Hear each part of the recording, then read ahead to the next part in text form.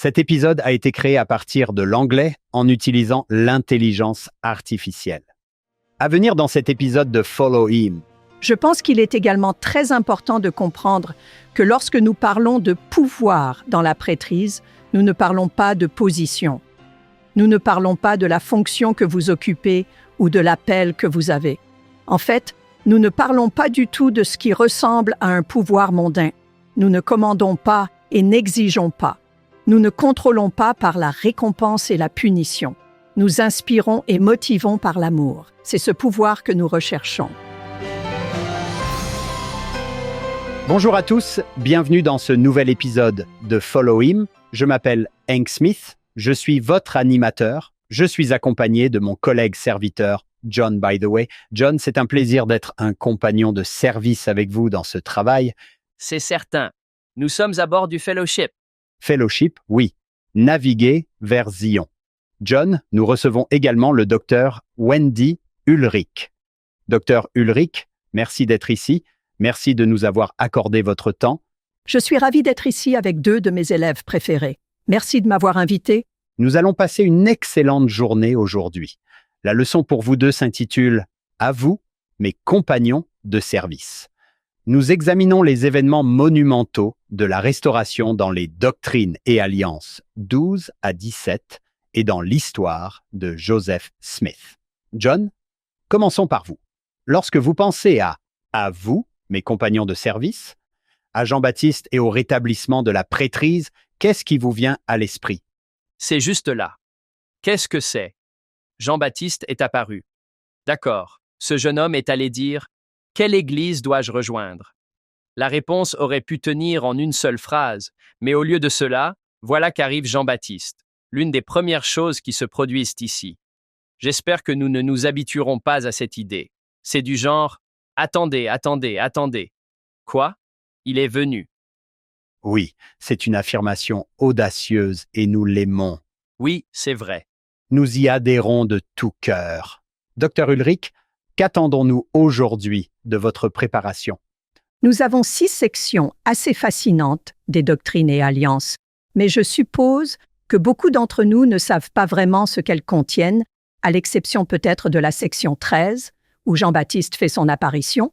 Mais nous pouvons voir quelques grands thèmes dans l'ensemble des Doctrines et Alliances, mais surtout dans ces sections. Je suis impatient de parler de l'un de ces thèmes, à savoir que Dieu nous connaît individuellement. Il fait tout ce qu'il fait pour qu'une personne, à la fois, puisse développer une relation, une alliance avec lui, qui nous permettra de faire ce que nous sommes personnellement venus faire sur Terre. Nous avons cette individualité et ces sections qui s'adressent à une personne et qui donnent une révélation par l'intermédiaire de Joseph Smith à cette personne. Ce sont plusieurs des sections qui sont incluses dans ce document. Il y a cette personnalisation du message de Dieu à chaque individu, mais il y a aussi cet autre thème selon lequel Dieu construit cette base. Il commence à créer une organisation pour créer un cadre qui survivra à toutes ces personnes individuelles qui ne sont plus présentes dans l'Église aujourd'hui.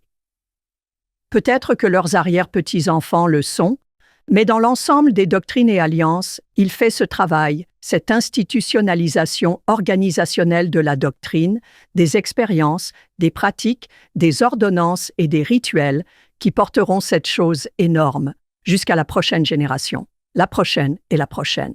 Parce que c'est aussi très important pour comprendre qui est Dieu. Il n'est pas simplement quelqu'un qui surgit dans nos vies et se retire, ni quelqu'un qui est quelque part dans l'univers, légèrement conscient de nous, mais il est quelqu'un qui veut que nous lui ressemblions. Il veut que tout continue. J'espère que nous pourrons examiner ces deux choses en parcourant les Doctrines et Alliances, mais surtout aujourd'hui. C'est incroyable. Et pouvez-vous penser qu'en tant qu'enseignant, vous essayez de faire les deux? Je vais travailler individuellement avec chaque individu et je vais mettre en place une structure massive pour bénir les générations futures jusqu'à la fin des temps. Et il va le faire par l'intermédiaire de ce jeune fermier. Et c'est là toute l'ironie de la chose. Et c'est là toute l'ironie. L'histoire qu'ils viennent de lire, ils viennent de faire le 3e Néphi. À ce stade de l'histoire, c'est dire à quel point nous sommes encore tôt ou tard dans cette histoire. Ils viennent de lire l'histoire de la venue du Sauveur sur la terre. Lorsque le Sauveur a établi son Église parmi les Néphites, il est descendu dans une colonne de lumière vers quelques milliers de personnes qui ont été éprouvées et testées. Il fait toutes ces choses très personnelles. Je monte un par un et je sens l'empreinte des clous dans mes mains, mais il met aussi en place l'institution qui va assurer la pérennité de l'Église. Dès la première nuit qui suit son arrivée, il leur donne la permission de baptiser, de donner la Sainte Seine, d'aller chercher les gens et de les faire venir pour leur enseigner tout ce qu'il a fait. Il a déjà un énorme groupe de personnes pour mettre en place cette organisation qui va durer quelques centaines d'années. Il fait les choses très différemment avec Joseph Smith. Il a un enfant de 14 ans avec lequel il commence tout cela, puis il en amène d'autres et d'autres encore, et d'accord, un ange par-ci, un ange par-là. C'est la première fois que quelqu'un d'autre se joint à la bande. Lorsque Oliver Cowdery et lui vont prier pour savoir ce que nous sommes censés faire à propos de ce que nous venons de lire, ils se sont fait baptiser. Cela semble important. Nous ne savons pas ce que nous faisons ici.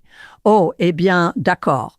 Je vous enverrai Jean-Baptiste, mais c'est très personnel pour eux, tout en créant cette structure et en commençant à institutionnaliser cette chose qui doit leur survivre. Je pense que c'est intéressant. C'est passionnant, c'est notre histoire, c'est ce que vous et moi vivons chaque jour, l'Église à laquelle nous assistons le dimanche, les appels que nous avons, ce sont nos débuts. C'est notre début et il nous a fallu 200 ans pour en arriver là. En fait, remettre en place l'Église que le Christ a mise en place en quelques jours dans le Nouveau Monde, lui a pris un peu plus de temps dans l'Ancien Monde. J'adore ce que vous venez de faire, car il ne s'agit pas seulement de répondre aux questions de ces personnes. C'est que vous allez faire partie d'une organisation qui sera là quand il reviendra. Il y a des années, j'ai entendu un discours très intéressant. Je ne me souviens plus, elle s'intitulait « Il vous connaît ». Qui était-ce? Oh, oui, c'était Hank Smith. Je veux dire que ce discours a touché beaucoup de gens, mais l'idée que Dieu ait l'univers à l'esprit et en même temps des individus à l'esprit est incroyable. Il faut que je retrouve ce discours. Oui, c'est très bien. C'est son nom, Jean-Baptiste, mais quand on lit sur lui, j'ai presque envie de dire Jean le prophète Baptiste ou quelque chose comme ça, parce que tous les évangiles commencent par « Avant de vous parler de Jésus, je dois vous parler de Jean-Baptiste ». Il a semblé se mettre en route tout de suite. Quand vous voyez les autres apôtres, ils ont dû apprendre ici et là, et Jean-Baptiste, il a tout compris dès le début. Il savait exactement ce qui se passait. Le fait qu'il vienne vous dit que si vous posez une question au Seigneur, soyez prêts parce qu'il vous donnera beaucoup plus que ce que vous avez négocié. Je veux dire, soyons honnêtes, Jean-Baptiste a obtenu ce prêtrise à l'âge de 8 jours. 8 jours d'âge. Oui, c'est vrai. Oui, c'est vrai. Il est juste qu'il ait passé sa vie à apprendre ce qu'il transmettait maintenant à Joseph Smith et Oliver Cowdery. Fantastique. Je vais lire un extrait du manuel Viens et suis-moi. Nous aimons utiliser le manuel ici à Follow Him. Voici comment le manuel commence cette semaine. La plupart des gens dans le monde n'ont probablement jamais entendu parler de Harmony en Pennsylvanie. Le Seigneur choisit souvent des lieux humbles pour les événements les plus importants de son royaume. Le 15 mai 1829, dans une région boisée près d'Harmony, Jean-Baptiste est apparu à Joseph Smith et Oliver Cowdery.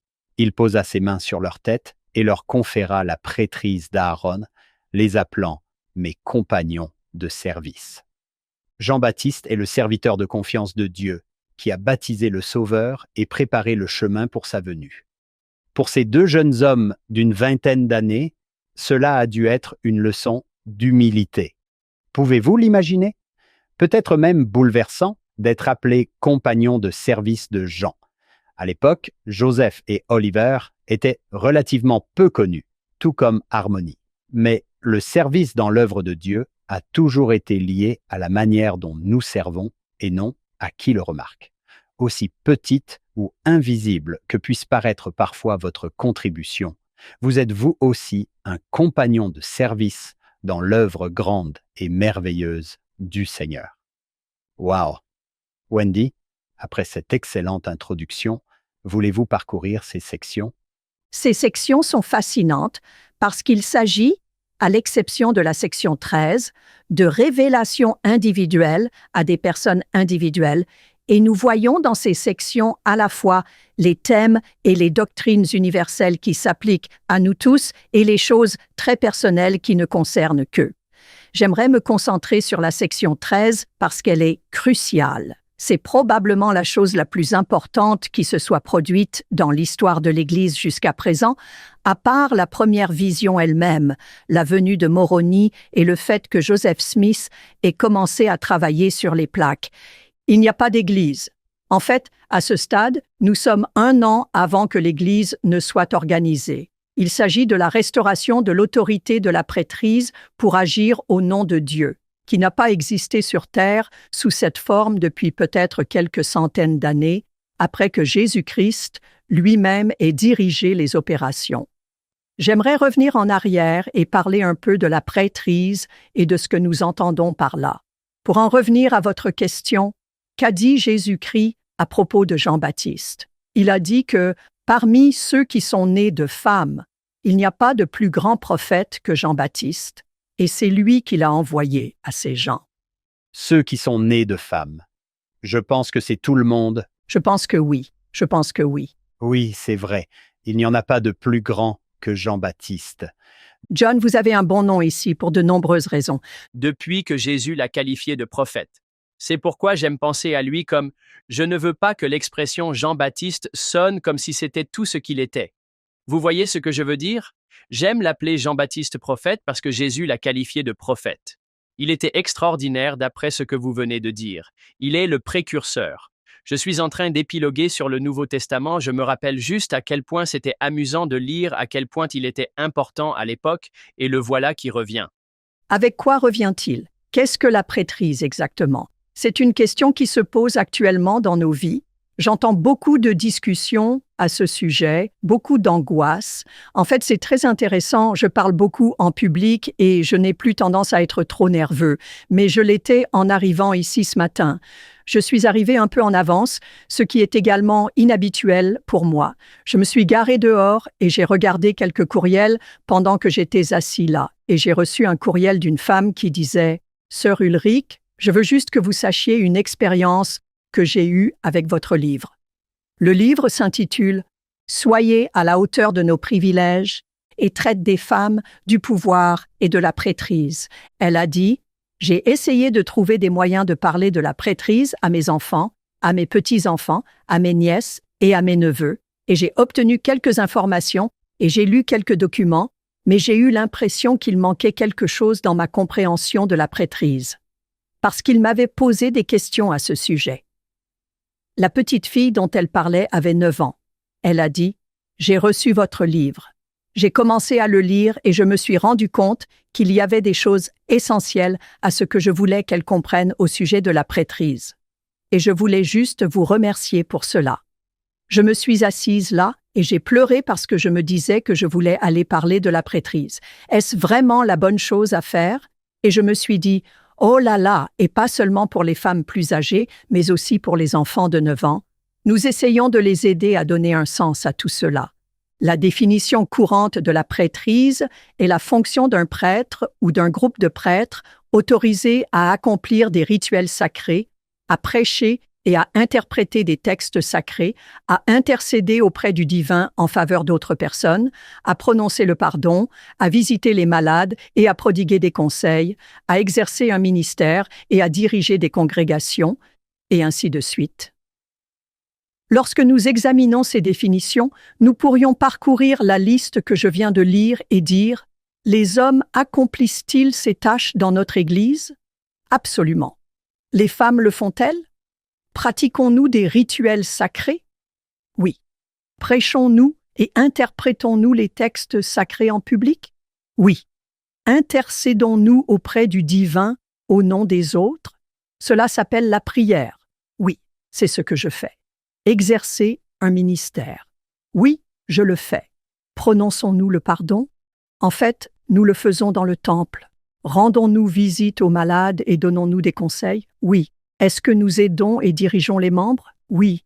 J'ai été présidente d'une société de secours, des jeunes femmes. Oui, c'est vrai, c'est vrai. Nous pouvons cocher ces cases, mais ce n'est pas tout ce que signifie la prêtrise. Voici ce que dit le président Nelson. La prêtrise qui nous est conférée est le même pouvoir et la même autorité par lesquels Dieu a créé ce monde et des mondes innombrables, gouverne les cieux et la terre et exalte ses enfants obéissants. C'est notre compréhension et notre définition de la prêtrise, le pouvoir de Dieu de créer, de gouverner et d'exalter. C'est ce qu'il partage avec nous. Et pourquoi le partage-t-il avec nous? Il veut que nous le pratiquions dans notre petite sphère minuscule et que nous apprenions à le connaître afin d'être prêts à le choisir comme notre désir, notre but et notre rôle dans la vie des autres pour l'éternité. Essayer de bénir, d'aider, de servir, de chérir, de créer et de gouverner de la manière humble et modeste dont Dieu nous gouverne. Je me souviens qu'il y a des années, j'ai participé à une formation de psychologues nouvellement créée et qu'il existe une association de conseillers et de psychologues des saints des derniers jours qui se réunit depuis des décennies. Je suis allée à l'une de leurs réunions, de retour du Michigan où je faisais mon doctorat, pour rencontrer ce groupe parce que j'étais tellement ravie d'apprendre qu'il y avait des gens qui étudiaient à la fois la psychologie et la spiritualité. Cet orateur a parlé de sa conviction, de son expérience en fait, que Dieu est humble. Je n'y avais jamais vraiment réfléchi auparavant. De toutes les caractéristiques de Dieu, l'humilité n'est pas celle que j'attribuerais à la personne qui peut diriger le monde et créer l'univers, mais son témoignage était qu'il avait prié pour savoir quelle maison acheter. C'est un jeune homme. Il avait prié pour savoir laquelle de 2 maisons acheter, et il en avait trouvé une qu'il aimait beaucoup, mais qui était plus chère que ce qu'il pouvait vraiment dépenser. Il en avait trouvé une autre dont il n'était pas aussi fou, et il priait à ce sujet. « Que dois-je faire » L'esprit lui a soufflé. « Je ne sais pas vraiment, je ne suis pas ambitieux. » Et il s'est dit « Ambitieux? Suis-je? Oh, peut-être que je suis ambitieux. » Et il a dit « J'ai appris de cela que Dieu est humble. » Je n'ai jamais oublié cette phrase. Il est assez humble pour nous laisser faire ce que nous voulons et il nous guidera si nous le demandons, mais il ne nous forcera pas à le faire. Il ne va pas nous contrôler. Il essaie de nous donner les lois de l'univers qui, selon lui, nous rendront heureux, mais il est assez humble pour nous laisser les choisir si nous le voulons ou non. Nous avons à l'esprit un peu plus que la simple autorité lorsque nous parlons de la prêtrise. Je tiens à préciser qu'il y a des raisons pour lesquelles beaucoup d'entre nous se demandent. D'accord, alors pourquoi les femmes n'occupent-elles pas de poste dans la prêtrise? Je veux parler de ces fonctions et de ce qu'elles ont à voir avec les femmes un peu plus tard, mais je pense qu'il est très important de bien comprendre que nous ne parlons pas de la prêtrise de la même manière que les autres. Les femmes détiennent l'autorité et le pouvoir de la prêtrise dans cette Église, pas nécessairement de manière évidente pour nous-mêmes ou certainement pour le monde, pas de la même manière que les hommes. Et je ne prétends pas comprendre complètement pourquoi, mais si nous commençons par ce que le Seigneur nous a donné pour travailler, je pense que nous en avons assez et que nous pouvons attendre une certaine compréhension que nous n'avons peut-être pas encore. En tout cas, c'est mon cas. J'adore ça. Je réfléchissais à ce que vous disiez et j'essayais de voir s'il y avait un exemple terrestre. J'ai pensé, nous laissons des jeunes de 16 ans conduire des voitures? C'est ça. Voilà le Seigneur qui laisse des êtres très imparfaits utiliser ce pouvoir et faire des erreurs, et cela m'aide à penser que je dois faire grâce à tout le monde parce que nous faisons tous du mieux que nous pouvons en essayant de faire le travail que le Seigneur nous a donné. Et s'il nous laisse faire, il sait que nous ferons des erreurs. Cela m'aide de pouvoir regarder autour de moi et de dire « Écoutez, nous faisons tous de notre mieux dans nos petites responsabilités et nos appels différents et nous allons apprendre, parfois à la dure en faisant des erreurs, mais notre Père céleste nous laisse faire. » Il a laissé Joseph Smith, Oliver Cowdery, Emma Smith, Lucy Mack Smith et tous ces gens faire des erreurs. Leurs erreurs sont plus évidentes, ou du moins, nous les appelons plus facilement des erreurs parce que nous avons une perspective de 200 ans et que l'histoire a changé, les cultures ont changé et le monde a changé. Cela me frustre un peu lorsque nous commençons à les soumettre aux mêmes normes que nous sur la façon dont les choses sont censées se passer. Ce qui me surprend, c'est que dans les sections que nous lisons aujourd'hui, Joseph Smith a 23 ans, Oliver Cowdery a 22 ans, Emma, 24 ans. J'ai travaillé avec de merveilleux assistants, responsables de zones et missionnaires de toutes sortes, qui avaient 20 et 21 ans. Mais bon, c'est du lourd. Ont-ils fait des erreurs? Bien sûr. Ont-ils tout compris? Non, bien sûr. Il nous a fallu 200 ans pour comprendre certaines des choses sur lesquelles ils travaillaient. Et je suppose qu'il nous faudra 200 ans de plus pour arriver à un résultat proche de ce qu'il est censé être. Nous avons des éléments puissants sur lesquels nous pouvons nous appuyer, en commençant par cet événement. Permettez-moi de revenir un instant sur la prêtrise. Voici une citation de Dallin Oaks qui me semble utile. « Quiconque exerce une fonction ou un appel reçu de quelqu'un qui détient les clés de la prêtrise exerce l'autorité de la prêtrise dans l'accomplissement des tâches qui lui sont assignées. » C'était une idée nouvelle pour beaucoup d'entre nous en 2014, il y a 10 ans, lorsqu'il a fait ce commentaire. C'est une utilisation un peu différente du mot « clé » que Jean-Baptiste va utiliser. Je trouve intéressant que relativement peu d'hommes détiennent ces clés pour autoriser l'œuvre du Seigneur à aller de l'avant dans tous ces endroits. Et lorsqu'ils les détiennent, seuls quelques-uns, les apôtres, les détiennent pour toute leur vie, pour le monde entier, partout où ils vont. Tous les autres détenteurs de clés les détiennent pour une fonction spécifique, dans un lieu spécifique et à un moment spécifique. Wendy, dans une paroisse, il n'y a que 4 personnes qui détiennent les clés de la prêtrise et 2 d'entre eux sont en quelque sorte en formation. Ou les adolescents. 2 d'entre eux ont 12 et 14 ans. Oui, c'est vrai. La question qui se pose alors est la suivante. Pourquoi donner les clés à un enfant de 12 ans et non à la présidente de la Société de secours, âgée de plusieurs dizaines d'années, qui a essentiellement les mêmes responsabilités dans la paroisse que la présidente du Quorum des Anciens? Pourquoi ferions-nous cela? C'est un peu bloquant pour beaucoup d'entre nous, surtout si je suis la présidente de la Société de secours. La seule réponse que j'ai pu trouver est que l'un des principaux objectifs de ces clés n'est pas seulement de prendre des décisions, car nous ne prenons pas de décisions simplement parce que nous avons des clés. En tant que présidente de la Société de secours, je peux prendre beaucoup de décisions au sein de mon organisation. Je peux les soumettre à l'évêque s'il s'agit d'un appel qui doit être donné ou de quelque chose de spécifique. En général, je peux diriger ma propre organisation, mais je n'ai pas la responsabilité, dans cette organisation, d'assurer les alliances et les ordonnances de l'Évangile. Toutes les personnes qui détiennent des clés ont cette responsabilité, y compris le président du Collège des diacres. Il veille à ce que les ordonnances de l'Évangile soient accomplies correctement. La gouvernance de l'Église se fait par l'intermédiaire des conseils. C'est notre principal mécanisme de gouvernance, et toutes les personnes qui font partie de ce conseil ont l'autorité d'y être et d'y participer, et sont censées le faire. Mais les clés sont vraiment cruciales pour s'assurer que les ordonnances et les alliances de l'Évangile sont accomplies correctement afin qu'elles comptent à la fois sur terre et dans les cieux. Elles nous communiquent ce que le Seigneur veut que nous comprenions de ces ordonnances et des symboles qui les sous-tendent. J'aime beaucoup cela. Donc Wendy, lis les clés de la prêtrise aux ordonnances dans ta tête. Est-ce que cela a un sens? C'est ce que vous me dites de... Oui, je pense que c'est le cas. Parce qu'il y a les présidents du temple liés aux ordonnances, évidemment les prophètes. Président de mission. Et les apôtres et les présidents de mission. Oui, c'est vrai.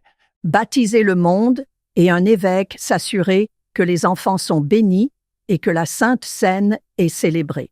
Ce sont les choses essentielles que nous faisons lorsque nous nous réunissons. Quelqu'un doit être responsable de veiller à ce que ces choses très spécifiques soient bien faites. C'est fantastique. Et l'autorité dont vous parlez au sein de la paroisse, c'est aussi l'autorité de la prêtrise? Tout à fait. Cela nous ramène à la déclaration de frère Oaks. Quiconque exerce une fonction ou un appel reçu de celui qui détient les clés. Ainsi, l'appel de présidente de la Société de secours, d'enseignante, de présidente de classe, pour les jeunes femmes travaillant à la primaire, quel qu'il soit, ce sont des appels que nous avons le pouvoir d'exercer parce que quelqu'un d'autre nous a délégué ce pouvoir. Lorsque frère Hawks a donné cette conférence, j'aime cette phrase où il dit « Lorsqu'une sœur est mise à part pour accomplir son appel, elle reçoit l'autorité de la prêtrise. » Puis il a ajouté « Quelle autre autorité serait-ce » Et j'ai pensé « Bien sûr, si vous aidez à accomplir l'œuvre de Dieu, quelle autre autorité cela pourrait-il être ?» En parlant de ces jeunes hommes qui essaient de « J'aime la façon dont vous avez présenté Wendy, les ordonnances et les alliances qui ont des clés. » Je me souviens qu'une fois, alors qu'il s'apprêtait à administrer et à passer la Sainte Seine et qu'il n'y avait pas assez de passeurs, ma femme m'a donné un coup de coude. Elle m'a donné la permission de raconter l'histoire et m'a dit « Tu devrais aller aider à passer » et j'ai pointé du doigt le président du quorum des enseignants et j'ai dit « Tu vois, ce gamin-là, c'est lui qui s'en occupe. » Lui et l'évêque communiquent en ce moment même avec leurs yeux et peut-être leurs SMS pour savoir qui aller chercher. Je n'arrive pas comme ça, en marchant. C'est le jeune qui a les clés qui va prendre la décision avec l'évêque, leur contact visuel et leur texto. Wendy, je me sens mal à l'aise de dire cela. Je n'avais jamais fait le lien entre les clés de la prêtrise et les ordonnances, mais maintenant que tu l'as dit, je me dis « Oh oui, chaque personne qui a des clés, je peux voir qu'elle est responsable d'une sorte d'ordonnance pour s'assurer qu'elle est faite correctement. » Je pense que cela vaut la peine d'y réfléchir. Oui, c'est vrai. C'est utile pour moi, du moins en tant que moyen de réfléchir à la question.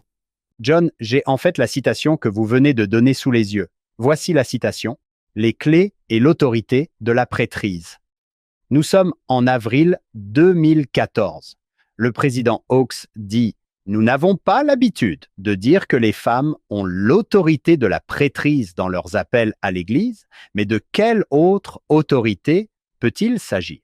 Lorsqu'une femme, jeune ou âgée, est mise à part pour prêcher l'Évangile en tant que missionnaire à plein temps, elle reçoit l'autorité de la prêtrise pour exercer une fonction de la prêtrise.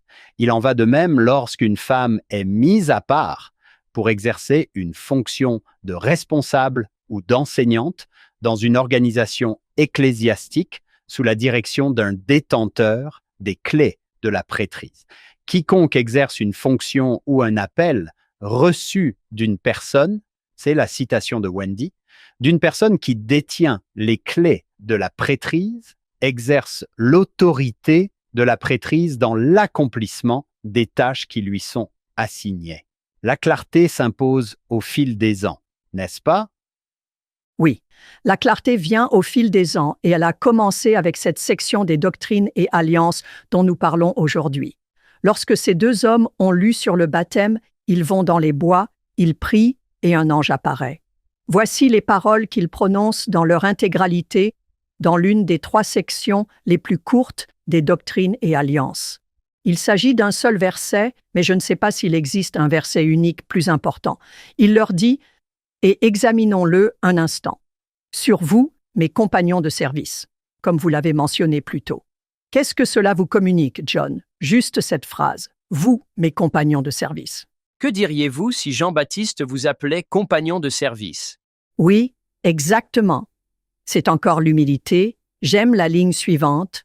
Au nom du Messie. Est-ce que ça sonne juste? Venant de Jean-Baptiste? De la part de Jean-Baptiste, c'est certain. Ce serait le Messie, n'est-ce pas? Il voudrait être clair parce qu'il a été clair que Jésus-Christ était le Messie, qu'il était loin. C'est en son nom qu'il vient, pas en son nom propre. Je ne fais pas cela au nom de Jean-Baptiste.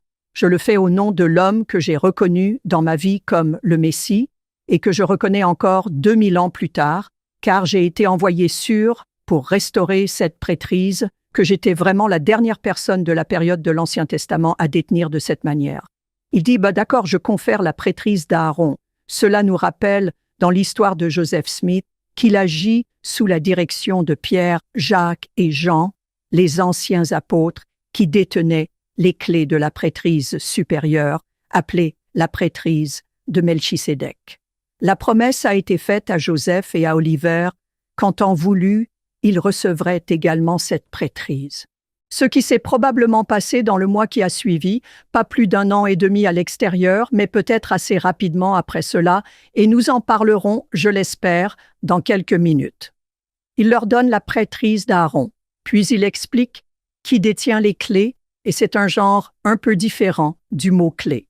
Ce sont les clés qui permettent d'accéder à certaines bénédictions ou responsabilités, d'enseigner certaines doctrines ou d'accomplir certaines ordonnances.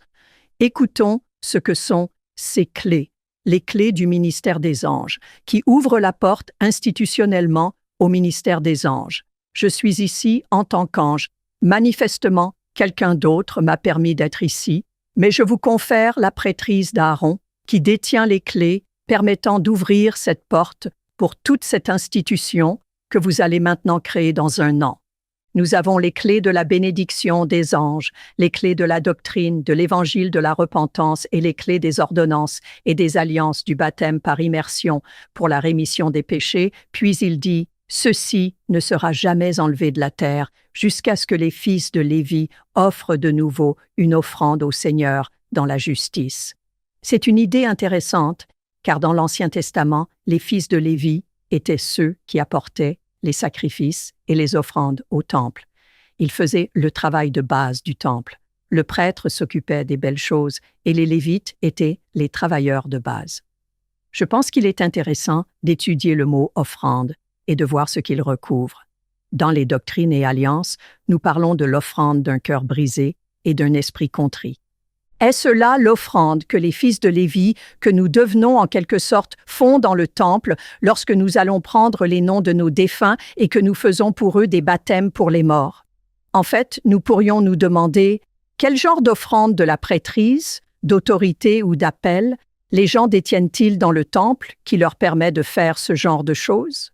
Je pense qu'il est clair que l'une des façons dont nous obtenons l'autorité est que quelqu'un qui détient des clés me recommande d'aller au temple et de ne pas seulement recevoir des ordonnances, mais de les accomplir. Même à l'âge de 11 ans, je peux aller au temple avec l'autorité de quelqu'un qui détient les clés et accomplir les ordonnances de la prêtrise d'Aaron pour les morts.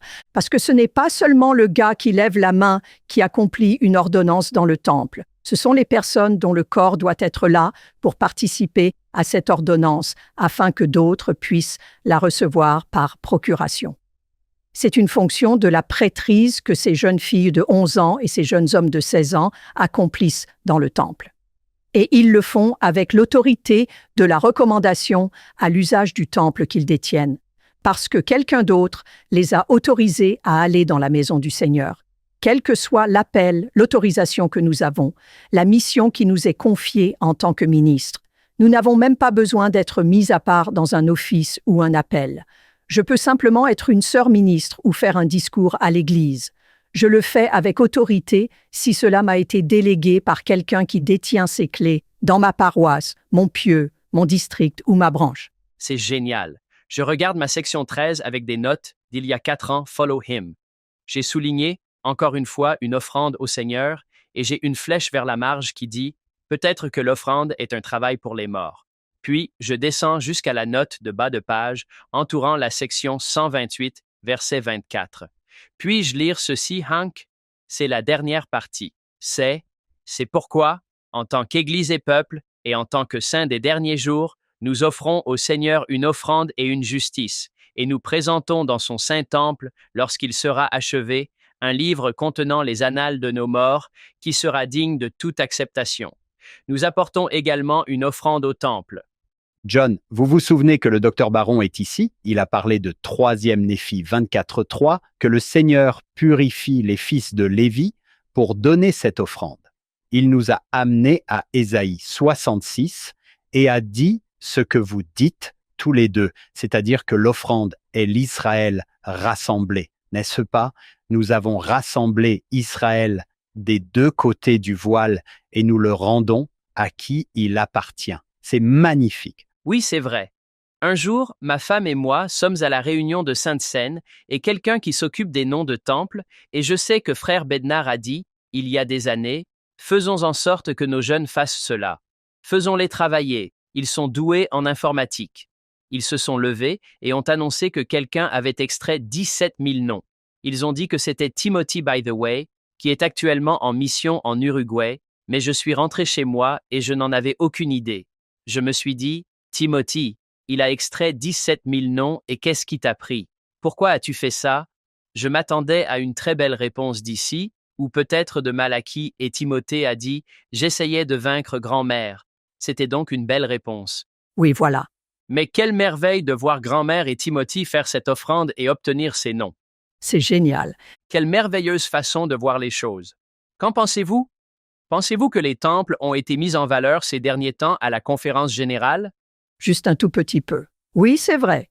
Si vous lisez le Bible Dictionary, sous la rubrique John the Baptist, Robert Matthews. Robert G. Matthews. Et quand j'y pense, je me dis, c'est le type qui aime Jean-Baptiste et qui a écrit sur lui. Oui, c'est vrai. Vous pensez donc qu'il a probablement eu une certaine influence ici. Alors je vais juste lire 2 ou 3 choses. Jean-Baptiste a été le porteur exceptionnel du prêtrise d'Aaron dans toute l'histoire et a été chargé de sa mission la plus noble. Si vous allez jusqu'en bas, il décrit sa vie et tout en bas, il dit « Son ministère s'est exercé dans 3 dispensations. Il était le dernier des prophètes sous la loi de Moïse. » John, vous avez dit cela. Il a été le premier prophète du Nouveau Testament et il a introduit le sacerdoce d'Aaron dans la dispensation de la plénitude des temps. Il y a des rôles significatifs joués par quelqu'un qui a vraiment fait quand il a dit « Qu'est-ce qu'il a dit, John ?» Il doit augmenter, je dois diminuer. Il a vraiment diminué. Nous ne parlons pas souvent de lui comme d'un personnage central. Oui, c'est vrai. Merci beaucoup d'avoir partagé cela parce que cela nous aide vraiment à comprendre à quel point l'humilité est importante, en raison de l'humilité dont il fait preuve lorsqu'il appelle ses hommes, ses compagnons de service, et qu'il le fait sous l'autorité de quelqu'un d'autre, et toutes les choses que nous avons mentionnées. Ce stade, Jean leur dit, dans cette vision, que cette expérience qu'ils ont de se baptiser les uns les autres, puis de s'ordonner les uns les autres à la prêtrise aaronique. Je suppose qu'il leur donne un langage pour le faire. Dans ma famille, il y a des gens qui travaillent dans le domaine médical et le modèle de formation dans le domaine médical est le suivant. Vous voyez une personne, vous en faites une, et ensuite vous enseignez une personne. Si vous apprenez la chirurgie, vous regardez quelqu'un d'autre le faire, puis vous le faites. Puis vous apprenez à quelqu'un d'autre à le faire, et c'est un peu le schéma que nous voyons ici aussi. Vous avez entendu parler du baptême, maintenant vous vous baptisez les uns les autres. Vous m'avez vu vous ordonner, maintenant vous vous ordonnez les uns les autres. Maintenant vous allez baptiser et ordonner d'autres personnes. Allez-y. Et c'est exactement ce qu'ils font. L'Église n'est pas encore organisée, mais ils commencent à baptiser et à ordonner des gens. Joseph Smith, nous avons parlé un peu de la différence entre la façon dont Oliver et lui racontent cette histoire. Joseph dit « Dès que nous sommes sortis de l'eau après avoir été baptisés, nous avons reçu de grandes et glorieuses bénédictions de notre Père céleste. À peine avais-je baptisé Oliver Cowdery que le Saint-Esprit tomba sur lui, qu'il se leva et prophétisa beaucoup de choses qui devaient bientôt s'accomplir. De même, dès que j'eus été baptisé par lui, j'eus aussi l'esprit de prophétie et, me levant, je prophétisais sur l'essor de cette Église et sur beaucoup d'autres choses. Nous avons été remplis du Saint-Esprit et nous nous sommes réjouis du Dieu de notre salut. » C'est un peu le ton. Je m'en moque un peu, mais c'est un ton modéré, un peu factuel. Ensuite, nous avons la version d'Oliver et encore une fois, 23-22. Oliver ne l'écrit pas avant 5 ans. Mais c'est comme s'il n'arrivait pas à reprendre son souffle. Il est tellement excité. C'est si bon. Je vais donc lire ce qu'il dit parce que j'aime cela et je pense que nous l'oublions souvent et je vais vous laisser noter les mots qui vous paraissent les plus importants. Je m'arrêterai ici et là, mais c'est Oliver. Le Seigneur qui est riche en miséricorde est toujours prêt à répondre à la prière constante des humbles. N'est-ce pas intéressant? Après que nous l'ayons invoqué avec ferveur, Le Seigneur a daigné nous manifester sa volonté avec une soudaineté venant du milieu de l'éternité. La voix du Rédempteur nous a parlé de paix.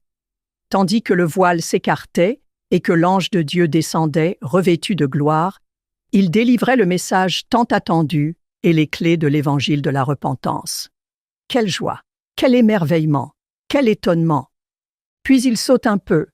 Puis sa voix, bien que douce, a percé jusqu'au centre et ces mots « Je suis ton compagnon de service » ont dissipé toutes les craintes.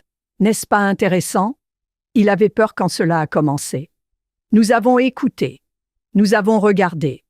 Nous avons admiré la voix d'un ange venu de la gloire, un message du Très-Haut, et en entendant, nous nous sommes réjouis tandis que son amour s'enflammait dans nos âmes.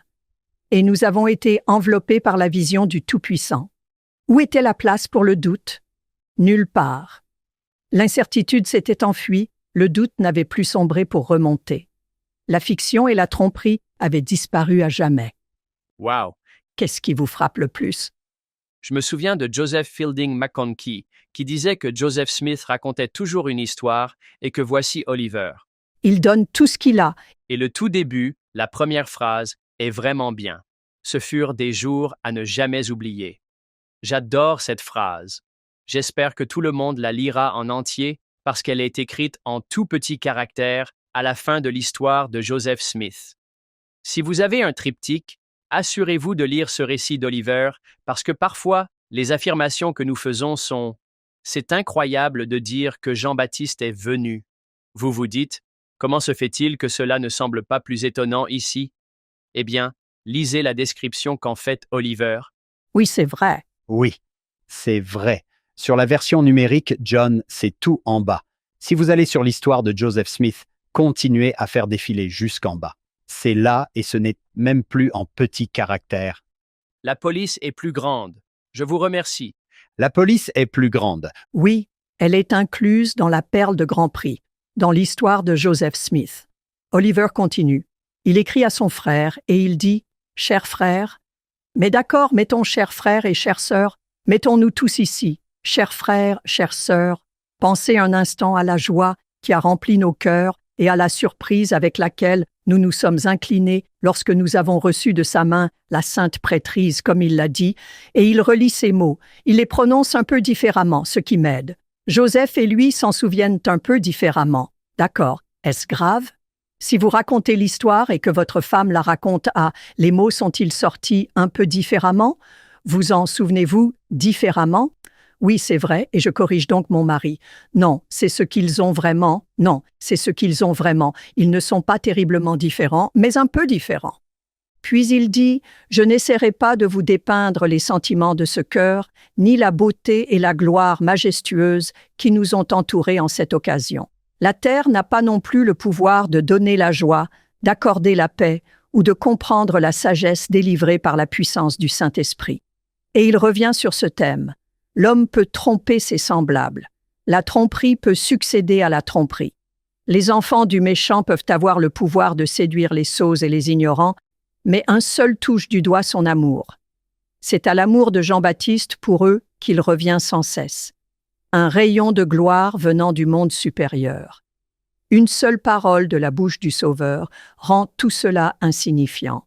L'assurance que nous étions en présence d'un ange, la certitude que nous entendions la voix de Jésus et la vérité sans tache telle qu'elle jaillit d'un personnage pur dicté par la volonté de Dieu est pour moi indescriptible. Et je regarderai toujours cette expression de la bonté du Sauveur avec émerveillement et gratitude tant qu'il me sera permis de m'attarder et d'aller plus loin. Wow! Encore une fois, cette chose personnelle, au milieu de cette fondation institutionnelle qui a été posée et à laquelle nous participons encore aujourd'hui et dont nous bénéficions. Wendy, je remarque que les mots prononcés par Oliver ont dissipé toutes les craintes. Nous en avons parlé tout à l'heure. Je suis ton compagnon de service. Nous sommes dans la même équipe, vous et moi. Imaginez un ange disant cela. C'est une chose que le prophète d'aujourd'hui nous dise ce genre de choses. Nous sommes dans la même équipe et je ne suis que l'un d'entre vous et nous disons tous « oui, c'est vrai ». Non, c'est un ange, Jean-Baptiste, qui vient ici. Il voit ses deux jeunes enfants, ses compagnons de service. Oui, c'est vrai. Et ils se sentent, j'aime qu'Oliver le dise 2 fois, son amour. Nous avons cela dans l'une des descriptions de Joseph Smith lorsqu'il sort de la première vision à l'âge de 14 ans. Ce n'est pas dans nos archives officielles, mais dans l'une des autres façons dont il l'a décrit.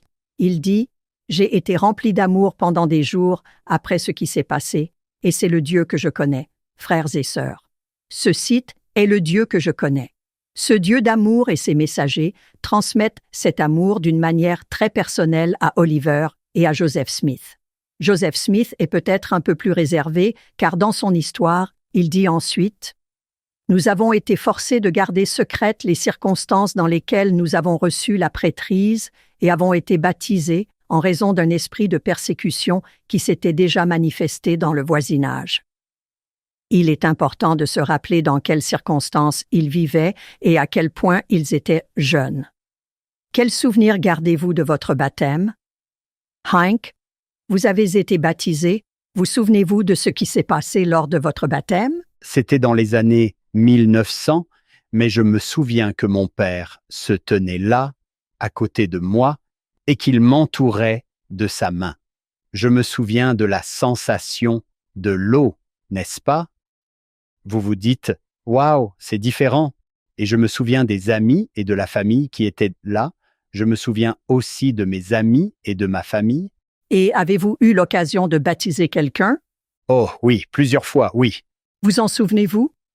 Oh, absolument. Surtout mes propres enfants. Oui, mes propres enfants vont au temple. Oui, c'est très fort pour vous. C'est très fort pour vous. Mais laissez-moi vous demander personnellement ce qui est le plus important pour votre salut éternel. Un baptême dont vous vous souvenez à peine ou le baptême d'autres personnes dont vous vous souvenez très bien. Être baptisé. Être baptisé. Gardez cette idée en tête pendant 1 minute, d'accord? Parce que c'est vraiment important pour notre compréhension de la prêtrise. Le pouvoir que nous recevons dans la prêtrise, c'est de recevoir le Saint-Esprit, pas de dire à quelqu'un d'autre de recevoir le Saint-Esprit. Le pouvoir de la Sainte Seine ne consiste pas à faire circuler le plateau. Le pouvoir de la Sainte Seine est de prendre la Sainte Seine. Je passe la Sainte Seine chaque semaine, soit dit en passant, pour que les choses soient claires. Ce n'est pas quelque chose de magique. Je transmets la Sainte Seine avec toutes les autres femmes de la congrégation chaque semaine. Nous participons également à ce processus de transmission de la Sainte Seine. Mais le pouvoir de l'ordonnance ne réside pas dans la transmission de la Sainte Seine, ni dans le baptême, ni dans l'imposition des mains sur la tête de quelqu'un d'autre. Le pouvoir de ces ordonnances réside dans le fait de les recevoir. Examinons un instant la vie de Jésus-Christ à cet égard. Comment la prêtrise a-t-elle fonctionné dans sa vie? Le fait de baptiser les gens était-il crucial pour Jésus-Christ lorsqu'il était sur terre? Cela ne semble pas être le cas. Cela ne semble pas être le cas. Nous ne savons pas grand-chose à ce sujet. Nous n'avons pas de photos. Nous n'avons pas d'histoire à ce sujet. Il n'est même pas clair, d'après le Nouveau Testament, qu'il ait jamais fait cela. Bien que la traduction de Joseph Smith dise qu'il l'a fait, mais qu'il voulait que ses apôtres le fassent davantage, le fait d'être baptisé était-il crucial pour Jésus? Tous les évangiles. Absolument, chacun d'entre eux. Chacun d'entre eux. C'est donc le fait de recevoir ces ordonnances et non de les accomplir qui était au cœur de la mission du Christ. Wendy, c'est une très bonne idée. Recevoir les ordonnances, être baptisé, passer par la dotation du temple, être doté, être scellé, c'est beaucoup plus important que de distribuer la Sainte Seine, d'être la personne qui baptise, la personne qui scelle. Le pouvoir se trouve dans la réception des ordonnances, pas dans leur accomplissement. J'ai eu une pensée aussi simple, mais elle m'a ouvert les yeux. C'est utile, n'est-ce pas? Pour moi aussi, cela ne signifie pas pour autant, comme nous l'avons déjà souligné, que les femmes n'accomplissent pas les ordonnances également. Parlons-en dans le Saint-Temple, c'est le président Nelson qui l'a dit dans les Trésors spirituels d'octobre 2019. Il s'adresse à la session générale des femmes de l'Église. Dans le Saint-Temple, il s'adresse aux sœurs, vous êtes autorisées à accomplir et à officier dans les ordonnances de la prêtrise chaque fois que vous y assistez. Votre dotation du temple vous prépare à le faire. Il y a donc une façon dont la prêtrise fonctionne dans le temple, toujours sous l'autorité des clés que l'Église détient et que le président du temple détient pour s'assurer qu'elles sont accomplies correctement, mais il y a une autorisation donnée. Vous êtes autorisés, pour les femmes, à accomplir et à officier dans les ordonnances de la prêtrise chaque fois que vous y assistez, et ensuite chaque fois que vous y retournez, chaque fois que j'y retourne. Je ne suis pas simplement assise là. Je suis engagée à officier dans une ordonnance de la prêtrise pour chaque personne pour laquelle je vais au temple. Je suis autorisée à accomplir cette ordonnance avec mon corps dont ils ont besoin pour que cette ordonnance soit réelle. Je prononce les paroles pour eux. J'accomplis pour eux les actes qui font partie de cette cérémonie et de cette dotation de pouvoir.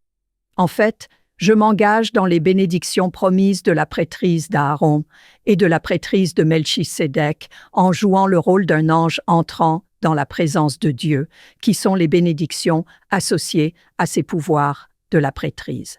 Revenons un instant sur ces offices. Avec tout ce contexte, ce que nous n'avons pas en tant que femmes, ce sont des offices, mais je voudrais y jeter un coup d'œil pendant 1 minute. Il n'y a pas d'office dans la prêtrise d'Aaron à ce stade. À la section 13, ils ont été ordonnés. Mais peu après, nous commençons à voir des fonctions dans la prêtrise également. À la section 20, nous avons l'organisation de l'Église qui se produit environ 1 an plus tard. Nous commençons à voir certains de ces offices, donc si nous devions faire une liste des offices associés à la prêtrise d'Aaron, nous aurions les diacres. Eh bien, tout d'abord, dans 20, 107, 124, dans les sections des doctrines et alliances, qui parlent spécifiquement de la prêtrise et des offices et de certaines de ces choses. Nous avons appris que tous les offices de la prêtrise consistent à prêcher, enseigner, exhorter, exposer, avertir, inviter, toutes ces choses générales font partie de ces offices. Tout d'abord, les femmes font-elles toutes ces choses dans l'Église aujourd'hui avec autorité? Oui, elles enseignent, prêchent, exhortent, expliquent, avertissent, invitent. Vous pouvez en être sûr.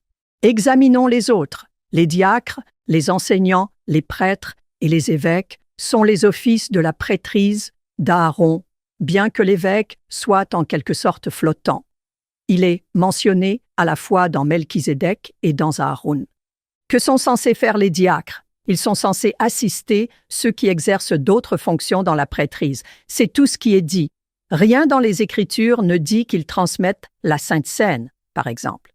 Ils sont simplement là pour aider les autres détenteurs de la prêtrise à accomplir leur travail. Que font les autres personnes? Les instructeurs doivent veiller sur l'Église et fortifier les membres. C'est leur principale responsabilité. Qu'est-ce que cela signifie? Pourquoi avons-nous des jeunes de 14 ans qui exercent un ministère? Parce que c'est avant tout ce que les enseignants sont censés faire. Tous sont censés enseigner. Dans cette description, les enseignants sont davantage des bâtisseurs de communauté. Ils doivent veiller sur l'Église et fortifier les membres. Ils agissent davantage comme des ministres. Est-ce que les hommes et les femmes font cela? Oui, nous le faisons. Ensuite, il y a les prêtres qui officient dans les ordonnances de la Sainte Seine et du baptême. Ensuite, nous avons l'évêque qui veille sur l'Église, les jeunes, les pauvres, pardonne les péchés et supervise la paroisse. Je voudrais examiner ces fonctions sous un angle un peu différent. Il y a une déclaration de John A. Widtsoe, un des premiers apôtres, que j'aime beaucoup au sujet du temple et de son symbolisme. Je voudrais l'appliquer et la paraphraser un peu pour parler de ses fonctions également. Il dit « Nous vivons dans un monde de symboles, et aucun homme ou femme, et il utilise ces 2 mots, aucun homme ou femme ne peut sortir du temple avec les moyens qu'il devrait avoir s'il n'a pas vu, au-delà du symbole, les puissantes réalités que représentent les symboles. J'aimerais examiner quelques-unes de ces fonctions, non seulement en tant que telles, mais aussi en tant que symboles. Ils le sont, mais aussi en tant que symbole de certaines réalités puissantes concernant la façon dont le travail de l'Église est effectué. Commençons par le mot « diacre ». D'où vient ce mot? Il est intéressant de noter que ce mot remonte au mot « diakonos » en grec, que l'on retrouve partout dans les Écritures. Le premier endroit où nous voyons ce mot comme une sorte de fonction est dans l'Église, après la naissance du Christ, lorsque des Grecs et des païens font désormais partie de l'Église. Et ces femmes grecques qui sont veuves se réunissaient pour recevoir la Sainte Seine, manger ensemble et tout ce genre de choses. Elles se plaignent de ne pas recevoir leur juste part de la distribution de la nourriture parmi tous les membres qui vivent en quelque sorte l'ordre uni et ont des choses en commun à ce stade de l'histoire de l'Église naissante, l'Église d'après le Christ. Ils sont en quelque sorte contrariés. Ils veulent que la nourriture soit mieux distribuée et Pierre dit « Cela n'a pas de sens que nous quittions le ministère du royaume pour servir des tables. Nous allons choisir 7 hommes de valeur qui ont tous des noms grecs, ce qui est assez intéressant. Il ne confie pas cette responsabilité aux hommes juifs. Ce sont les femmes grecques qui se plaignent. Et il confie à des hommes grecs le soin de régler ce problème et de veiller à ce que tout le monde reçoive sa part de nourriture. Ce sont les 7 diaconos. C'est le mot qui est utilisé et ce mot signifie serveur, comme le gars qui vous apporte votre nourriture au restaurant. Il s'agit de serviteurs, généralement des domestiques, qui apportèrent la nourriture aux riches et veillaient à ce que tout le monde soit servi. Alors, messieurs, qui sont les premières personnes qui vous ont nourri? Ce serait votre mère. Oui, c'est vrai. Qui sert la nourriture dans le monde de Dieu, dans l'Église du Christ, depuis le Jardin d'Éden jusqu'au Sauveur ressuscité? Dieu fournit la nourriture. Il est notre diacre. Il veille à ce que nous soyons nourris, qu'il s'agisse des arbres du Jardin d'Éden, de nourrir les 5000 personnes ou le Sauveur du monde ressuscité, qui revient en tant qu'être ressuscité sur le rivage de Galilée, fait du feu, pétrit le pain, nettoie le poisson pour donner le petit déjeuner à ses apôtres. Le Christ est le diacre qui sert, qui dit à ses apôtres lorsqu'ils se disputent « Puis-je être à ta droite et à ta gauche? Puis-je être le grand? » Non. Dans mon royaume, les plus grands seront les serviteurs, les diacres pour tous. Tel était son exemple. Quelles sont les puissantes réalités que nous voyons dans le travail des diacres? Qui sont les premières personnes qui nous nourrissent? Nos mères. Voilà la puissante réalité. Se nourrir spirituellement et physiquement les uns les autres, voilà ce sur quoi repose le symbole de la fonction. Ce n'est pas seulement une étape sur une échelle que nous gravissons, et nous avons 14 ans, puis 16 et 18 ans pour des choses plus grandes et plus importantes. C'est un élément fondamental. Tout repose sur la question de savoir si les gens ont été nourris. À bien des égards, nous nous appuyons sur le travail des femmes qui sont nos premiers diacres depuis que nous avons l'âge de quelques heures. Je pense qu'il est important de comprendre que toutes ces fonctions incluent le travail important des femmes. Nous n'occupons pas la fonction en tant que telle. Nous accomplissons les puissantes réalités que ces symboles représentent. Nous enseignons, nous jouons le rôle de prêtre dans le temple. Nous pourrions continuer avec les offices de la prêtrise de Melchisédek de la gouvernance, des patriarches qui prophétisent sur l'avenir de nos enfants. Frère Eyring a fait un beau discours sur le fait qu'il rentrait des rendez-vous quand il était enfant et que sa mère l'attendait et lui parlait. Il dit en pleurant que c'est bien sûr facile pour lui. Il dit la plupart des choses en pleurant, mais il dit en pleurant certaines des choses que je me souviens que ma mère m'a dites dans ces conversations banales ont autant d'importance que ma vie, que ma bénédiction patriarcale. Il est intéressant de noter que dans le système de l'Ancien Testament, le grand prêtre dans le temple, qui était essentiellement un temple de la prêtrise aaronique, contrairement au nôtre aujourd'hui, le grand prêtre, un jour, le jour de l'expiation qui était le Yom Kippour, par un tirage au sort, le grand prêtre était autorisé à faire quelque chose de très spécial. Il a enlevé ses vêtements de fantaisie, que le grand prêtre portait en bleu et en rouge et dans toutes sortes de couleurs. Il a enlevé le pectoral, toutes ces choses de fantaisie, et il a mis des vêtements de lin blanc, un chapeau, des culottes de lin, une robe, une ceinture. Il va dans ses vêtements blancs et il est autorisé une fois par an, la seule personne autorisée à entrer dans le Saint des Saints, qui représente la présence de Dieu, où se trouve l'arche de l'Alliance et les chérubins assis de chaque côté. Et c'est là que Dieu pouvait venir et s'asseoir. Et un seul prêtre, une fois par an, était autorisé à se rendre dans ce lieu. J'espère que nous n'oublierons jamais que nous portons ces vêtements, que nous nous approchons de ce lieu et que nous avons l'occasion d'expérimenter symboliquement la puissante réalité. Les clés de la prêtrise de Melchisédek nous permettent d'être en présence de Dieu. Les gens me demandent souvent « Quelle est la différence entre l'autorité et le pouvoir ?» Et je pense que c'est la même chose. Nous pouvons être autorisés à faire beaucoup de choses. Mais il faut le Saint-Esprit, une préparation de notre part, le respect de nos alliances et le développement d'une relation personnelle avec Dieu pour avoir le pouvoir qui découle de la prêtrise à laquelle nous participons en tant qu'Église. Quelqu'un m'a demandé « D'accord, quel est le pouvoir de la prêtrise ?» Laissez-moi donc vous demander, quand vous avez eu l'impression d'exercer le pouvoir de cette prêtrise, qu'est-ce qui vous vient à l'esprit? La première chose qui me vient à l'esprit, c'est de faire des bénédictions paternelles à mes enfants. Voilà, c'est fait. Le pouvoir de la prêtrise, je me souviens d'une fois où j'ai été président du quorum des anciens et où j'aimais vraiment les membres de ce quorum et où je voulais les aider et les bénir.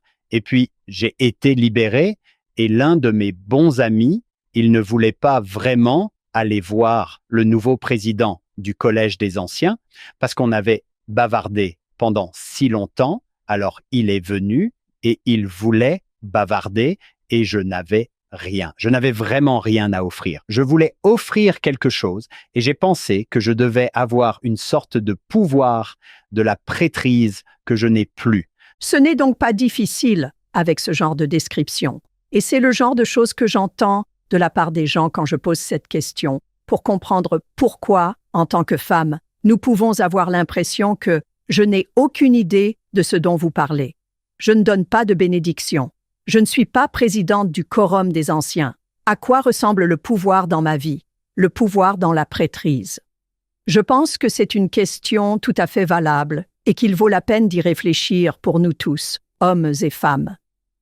Une de mes amies, membre du Conseil général de la Société de secours il y a quelques années, raconte l'histoire de son fils qui a vu un camion FedEx un jour, alors qu'il se promenait en voiture, et qui a dit « Maman, maman, maman, regarde le camion FedEx. » Elle a dit « Ah oui, il y a FedEx.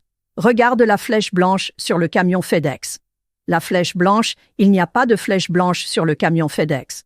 « Non, non, juste là, maman. Tu ne vois pas la flèche blanche? C'est trop cool. » Elle dit « Je ne vois pas de flèche blanche sur le camion FedEx. Je ne sais pas de quoi tu parles. » Hank, tu hoches la tête. As-tu une idée de l'endroit où il va? Où est la flèche blanche sur le camion FedEx?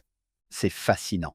Vous ne le verrez pas tant que quelqu'un ne vous fera pas remarquer que c'est juste entre le E et le X. Entre le E et le X, il y a une flèche blanche. Vous ne la voyez pas. Et une fois que vous l'avez vue, vous arrive-t-il de ne plus voir la flèche blanche? Oui, on ne peut pas ne pas le voir. On ne peut pas ne pas le voir. Oui, c'est vrai. Il est caché à la vue de tous. Et je me demande parfois si le pouvoir de la prêtrise n'est pas lui aussi caché à la vue de tous, sans être aussi spectaculaire, sans être aussi étonnant peut-être, mais il est réel. Où se trouve le pouvoir de la prêtrise? Est-il dans les choses les plus évidentes auxquelles nous pourrions penser? Oui. Mais est-ce aussi dans la conversation que la mère de frère Eyring a avec lui lorsqu'il rentre d'un rendez-vous qu'il assimile à sa bénédiction patriarcale? Est-ce la prière que vous prononcez pour quelqu'un en tant qu'homme ou en tant que femme? Je pense qu'il est également très important de comprendre que lorsque nous parlons de pouvoir dans la prêtrise, nous ne parlons pas de position. Nous ne parlons pas de la fonction que vous occupez ou de l'appel que vous avez. En fait, nous ne parlons pas du tout de ce qui ressemble au pouvoir du monde. Dans le monde, le pouvoir signifie que vous pouvez amasser toutes sortes de ressources pour vous-même. Les personnes vraiment puissantes sont celles qui ont le plus de zéros sur leur compte en banque ou le plus grand nombre de personnes qui doivent faire ce qu'elles disent ou qui peuvent commander et contrôler les autres, et elles le font souvent en récompensant et en punissant. Ce n'est pas le genre de pouvoir dont nous parlons, le pouvoir dans le Seigneur, le pouvoir dans la prêtrise. Nous distribuons les ressources à chacun de manière juste et équitable. Nous ne les rassemblons pas toutes pour nous-mêmes. Nous aidons les autres à choisir ce qu'ils veulent. Nous ne leur disons pas qu'ils doivent faire ce que nous voulons. Nous invitons et persuadons en utilisant tous les adjectifs de l'article 121 sur la façon dont la prêtrise doit être utilisée. Nous ne commandons pas et n'exigeons pas. Nous ne contrôlons pas par la récompense et la punition. Nous inspirons et motivons par l'amour. C'est le pouvoir que nous recherchons. Le président Nelson nous dit « Chaque femme et chaque homme qui fait des alliances avec Dieu, qui respecte ses alliances et qui participe dignement aux ordonnances de la prêtrise, a un accès direct au pouvoir de Dieu. Ceux qui sont dotés dans la maison du Seigneur reçoivent un don du pouvoir de la prêtrise de Dieu en vertu de leur alliance. » Puis il dit, vous vous dites peut-être, et encore une fois, il s'adresse aux femmes, « Cela semble merveilleux, mais comment puis-je attirer le pouvoir du Sauveur dans ma vie ?» Il dit, « Le Saint-Esprit sera votre tuteur personnel, tandis que vous chercherez à comprendre ce que le Seigneur voudrait que vous sachiez et fassiez. » Cela nous donne beaucoup de responsabilités, n'est-ce pas? Frères et sœurs, le Seigneur sera notre tuteur personnel pour nous apprendre à quoi cela ressemble. J'ai trouvé utile de revenir en arrière et de réfléchir. D'accord, à quoi ressemblait le pouvoir dans la vie de Jésus-Christ? Qu'avait-il le pouvoir de faire? Et je vois 3 choses. Il avait le pouvoir personnel de grandir de grâce en grâce, et les jeunes et les enfants apprennent comment il a grandi en puissance avec Dieu et avec les hommes. Il a grandi de grâce, en sagesse et en stature, avec les gens et avec Dieu. Et il a pu accomplir sa mission personnelle grâce à ce pouvoir en recherchant la révélation de la volonté de son Père et en se soumettant à la faiblesse mortelle et à ses limites. Curieusement, n'est-il pas intéressant de constater que nous gagnons en puissance en venant ici et en étant faibles, que Dieu nous donne de la faiblesse pour que nous puissions devenir forts? Il faut que j'écrive cela. Nous gagnons en puissance en venant ici. Et d'être faibles. C'est vraiment bien. Je donne aux hommes la faiblesse pour qu'ils soient humbles, car ma grâce leur suffira s'ils sont humbles et s'ils ont foi en moi, car je peux rendre fortes les choses faibles. Nous venons donc ici, à cet endroit où nous sommes de petits bébés et où nous ne savons rien pour apprendre la puissance de Dieu, la mettre en pratique et laisser les autres la mettre en pratique sur nous, parfois de manière vraiment horrible. Il avait donc le pouvoir personnel de grandir de grâce en grâce. Il avait un pouvoir relationnel ou une influence, ce qui m'est venu à l'esprit en premier lieu dans la section 121, qui dit « Aucun pouvoir ou influence ne peut ou ne doit être maintenu en vertu de la prêtrise, mais seulement par la persuasion, par la longanimité, par la douceur, par l'amour sincère, par la bonté et la gentillesse, par la connaissance pure, par la sagesse, par l'amour, afin que les gens ne nous considèrent pas comme leurs ennemis lorsque nous aurons terminé notre interaction avec eux, même si nous devons les corriger d'une manière ou d'une autre. Il a donc ce pouvoir et cette influence relationnelle. Toutes ces qualités sont celles du Sauveur, la persuasion, la patience, la gentillesse, la douceur, l'amour sincère, lorsqu'il nourrit et enseigne, guérit et exerce son ministère auprès des gens. Et puis, comme nous l'avons dit aujourd'hui, il a ce pouvoir de synergie organisationnelle. Il envoie ses apôtres avec ce pouvoir pour établir son Église après sa résurrection, afin que ses enseignements et son expiation soient transmis à toutes les générations dans le monde entier. Et c'est ce qui se passe encore aujourd'hui dans tous les pays. En fait, depuis 2000 ans, les enseignements du Christ continuent d'être transmis. Son expiation et sa résurrection ont continué à être attestés grâce à ce pouvoir d'organisation, malgré toutes ses faiblesses et toutes les façons dont il s'est perdu. C'est ce pouvoir d'organisation qu'il a mis en place qui a permis à ses enseignements de progresser. Qu'en est-il de nous? À quoi ressemble le pouvoir dans nos vies? Et je pense qu'il s'agit des 3 mêmes choses. Le pouvoir personnel de venir au Christ, de se repentir, de recevoir la révélation, de développer son caractère, de pratiquer les compétences de l'amour spirituel, de remplir notre mission personnelle sur la terre. C'est le pouvoir que le Seigneur veut nous enseigner par l'intermédiaire du Saint-Esprit le pouvoir relationnel ou l'influence pour pouvoir aider les autres à venir au Christ, à se repentir, à recevoir la révélation, à développer leur caractère et leurs compétences et à remplir leur mission. Nos enfants, nos étudiants, nos voisins, nos amis, les personnes auprès desquelles nous exerçons notre ministère, tous ceux avec qui nous interagissons. Ils nous enseignent la manière dont nous pouvons avoir du pouvoir ou de l'influence sur eux, car nous sommes des bâtisseurs de paix dans un monde troublé et conflictuel. Comme le président Nelson et le président Oaks nous l'ont rappelé, demandé et supplié, apprenez à construire la paix dans ce monde afin d'avoir de l'influence sur les autres. Et puis, il y a cette organisation dont nous avons parlé, que nous participons à cette Église avec toutes ses structures et ses programmes et ses politiques, et viens et suis-moi et ses conseils et toutes ces choses auxquelles nous participons en tant qu'enseignants et conseillers et en tant que président et ministre, nous participons à cette organisation. Dans nos familles, l'organisation qui soutient ce pouvoir que nous pouvons avoir dans la prêtrise si nous y accédons. Joseph Smith dit aux sœurs de la Société de secours, « Si vous vous montrez à la hauteur de vos privilèges, on ne peut empêcher les anges d'être vos associés. Vous pouvez entrer dans la présence de Dieu. Et comme l'a dit le président Ballard, tous ceux qui ont fait des alliances sacrées avec le Seigneur et qui honorent ces alliances peuvent recevoir la révélation personnelle, être bénis par le ministère des anges, communier avec Dieu et finalement devenir héritiers aux côtés de Jésus-Christ de tout ce que notre Père possède. » À venir dans la deuxième partie de cet épisode. Lorsque son compagnon est entré et lui a raconté cela, il était assis en train d'essayer de lire le livre de Mormon. C'était un bon gars, il a posé le livre, s'est agenouillé à côté de son lit et a commencé à prier. Il n'a pas dit un mot et son compagnon s'est demandé ce qui se passait.